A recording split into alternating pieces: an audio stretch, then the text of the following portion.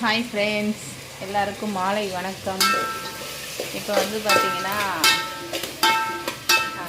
நேற்று இருந்த காய் முருங்கைக்காய் கொஞ்சம் இருந்தது, கத்திரிக்காயெலாம் கொஞ்சம் இருந்ததுங்களா, அதெல்லாம் வச்சு ஒரு புளிக்குழம்பு தான் பண்ணிகிட்ருக்கேன்.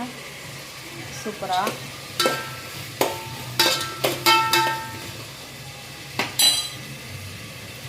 ஃப்ரெண்ட் கேமரா காட்டுறேன். இங்கே பாருங்கள், தக்காளி, சின்ன வெங்காயம், பூண்டு, கடுகு, உளுத்தம்பருப்பு, வெந்தயம் எல்லாம் போட்டு தாளிச்சிட்ருக்கேன்.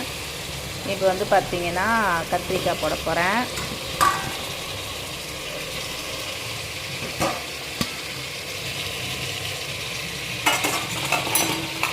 சூப்பரான ஒரு புளிக்குழம்புங்க.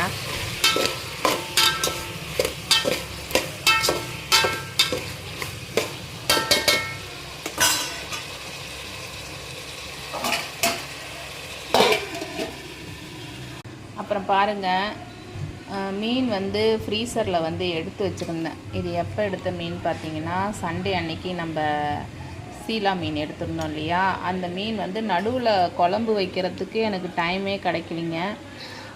இப்போயும் டைம் கிடைக்காம விட்டுட்டோம்னா நாளைக்கு வந்து சனிக்கிழமை, அப்புறம் ஞாயிற்றுக்கிழமெல்லாம் வந்து பார்த்திங்கன்னா அமாவாசை வருது. அதனால் இன்றைக்கே நம்ம வந்து ரெடி பண்ணிடலான்னு சொல்லிவிட்டு எடுத்து வெளியே வச்சு தண்ணி ஊற்றி வச்சுருக்கேன்.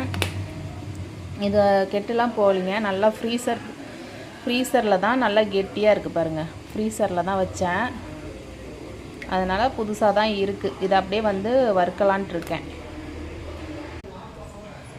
இந்த மீன் குழம்போட போடலாம், அதாவது இந்த காயோடையே கூட மீன் போட்டு குழம்பு வைக்கலாம்.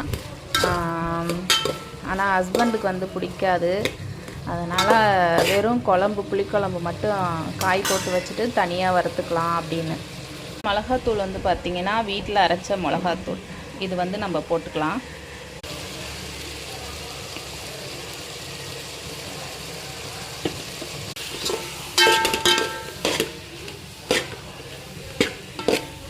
இது வந்து பார்த்திங்கன்னா அரிசி கழுவி வச்ச தண்ணி, இந்த தண்ணி ஊற்றிக்கலாம். இதில் ஊற்றி நீங்கள் குழம்பு வைக்கிறப்ப செம்ம டேஸ்ட் வரும். வெறுமிளகாத்தூள், உப்பு, சோம்புத்தூள், மஞ்சத்தூள், இது வந்து இப்போ நான் எடுத்து வச்சுருக்கேன். மசாலாலாம் தடவி தான் நம்ம மீன் வறுப்போம் இல்லையா. நான் வந்து புது டைப் ஆஃபில் செய்கிறேன் பாருங்கள். இது எப்படி இருக்குன்னு நீங்கள் கொஞ்சம் ட்ரை பண்ணி பாருங்கள். இதே மாதிரி பெரிய கடாயில், அதுவும் இரும்பு கடாய், எண்ணெய் ஊற்றிருக்கேன் ஃப்ரெண்ட்ஸ். இப்போ வந்து இஞ்சி பூண்டு பேஸ்ட் இருக்கு இல்லையா, அது வந்து இந்த எண்ணெயிலே நம்ம போட்டுக்கலாம்.